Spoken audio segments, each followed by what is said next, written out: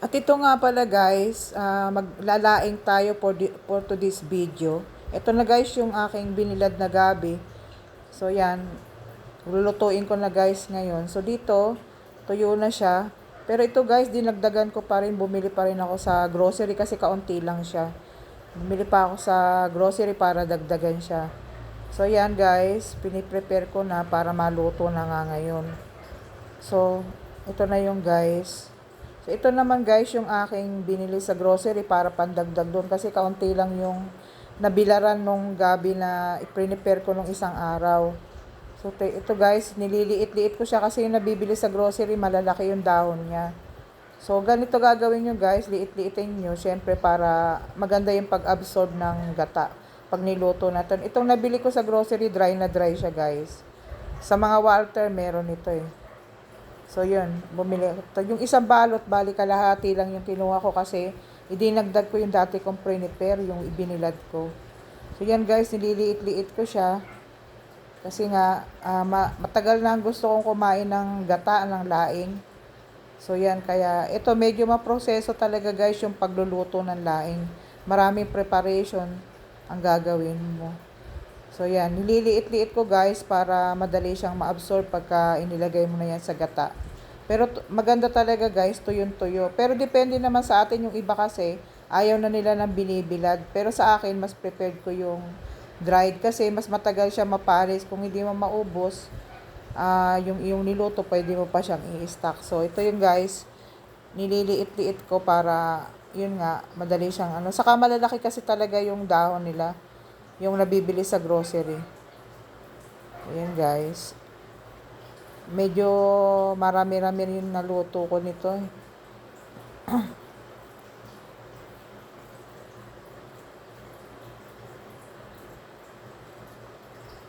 So yan natin, nabili natin. At nag-prepare na ako guys ng gata. Hindi ko na pinakita sa inyo kasi basic lang naman. Bali sibuyas, luya, bawang. At yung tamang panggisa ginisa ko. Tapos nilagyan ko siya guys ng alamang. Saka liempo. Mga kalahating liempo nilagay ko dyan. Tapos yung inista ko na pinagbalatan ng hipon. Yung nandun sa kabilang kawali. Bali yung pinakuluan ko para dagdag pampalasa. So hindi natin lulubayan ng ano to. Ito yung ikalawang gata na hinahalo ko. So wag natin pababayaan na kailangan maluto yung gata. So yan, halu-haluin din natin, guys. Mga pakuluin natin para malumasa siya. So yan. So yan nga yung sinasabi ko sa inyo na yung mga pinagbalatan ng hipon. Kasi ako guys, ganyan ako eh. Yung mga pag bumili ako ng hipon, hindi ko tinatapon yung sa freezer para pag sakaling magugulay, dagdag pampalasa din yan. Halo-halo lang guys. So yan, dinurog-durog ko at wala nga akong pangdurog na So yan na lang yung ginagamit kong bakal, yung pang tenderizer. Durog-durugin lang guys, mga ulo to ng hipon sa kabalat. Tapos, yan, sasalain tapos ihahalo natin para dagdag din yan sa pampalasa. So asin, saka betchin, yung ginamit ko lang dyan na pang So, ito ay lutong pambahay lang naman kami lang kakain. Kasi guys, pagka gusto mong kumain talagang mag-hard labor ka. Yan. Papakuluin ko pa yan para Ayan. Napakasarap nito guys nung maluto. Yan, for the halo-halo lang naman. Gustong-gusto na rin kasing kumain ng mga anak ko. Mahirap din kasing maghanap na mabibila na luto nito. Yan guys, lalagay ko na yung gabi. So ito nga pala importante na wag nyong hahaluin ito, wag hahaluin kasi kumakat ito pagka hinahalo nyo. Pabayaan nyo lang siya guys, pagkalagay nyo medyo ano-anohin nyo lang sa gilid pero hindi po pwedeng haluin. Iimpis naman siya pagka na-absorb nyo na yung gata. So yan. Bali niluto ko to ng 45 minutes kasi gusto ng mga anak ko. Wala talaga siyang totaling sabaw, yung nagmamantika lang. Kaya medyo matagal ang pagluluto ko. Yung iba naman ito guys, gusto nila merong sabaw.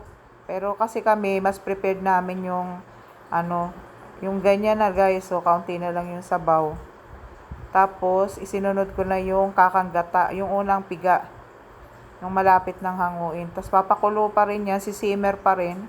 Hanggang nga sa mawala yung sabaw.